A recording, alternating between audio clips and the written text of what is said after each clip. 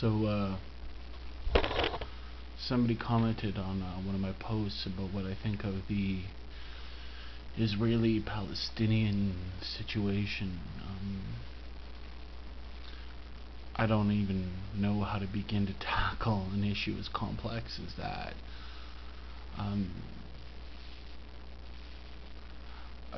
I guess I could start by saying that both sides of my family, half of my family is Gaspé Coast, Northern Irish Catholics who left Ireland because they were sick of the violence, and the other half of the family is Quebecois, French Canadian, whose roots trace back to the 1600s in this country, in the Plains of Abraham. And so I know I've heard stories all my life of being a persecuted group of minorities.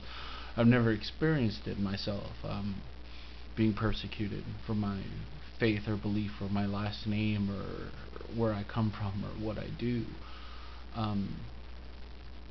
I do know this, though, that in the Irish situation, in the French-English situation, and the Israeli-Palestinian situation, in any kind of conflict in Darfur or wherever you have any kind of tribal types of warfare, peace can never ever come through the bullet of a gun. Never.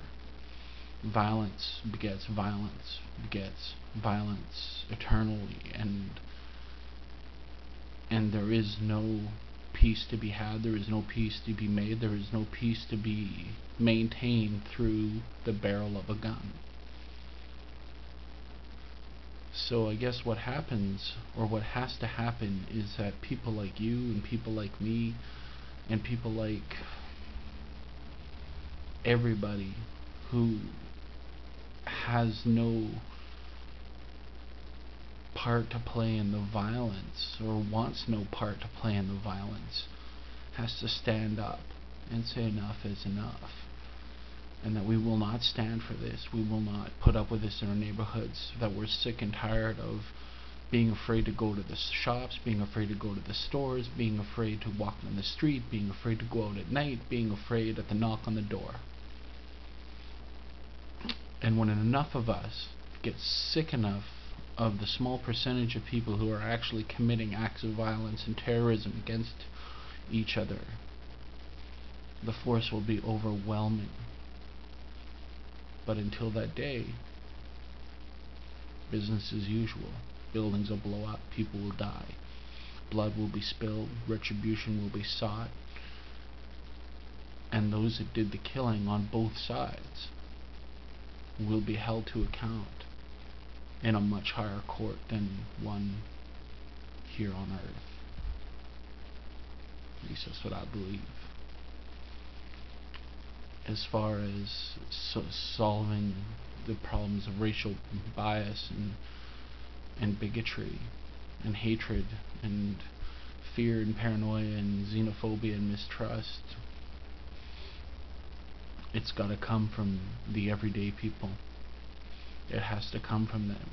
It has to come from them, and it has to be one hand reaching out to another hand, and another hand and another hand and another hand, to form an unbreakable bond, an unbreakable link, and to realize that our common humanity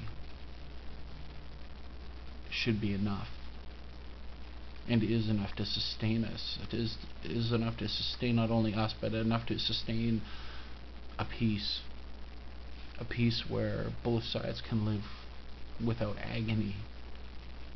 Because I honestly believe that there's not a human being on this planet who would rather live with agony than live with joy. So choose joy. Choose life. That's my answer.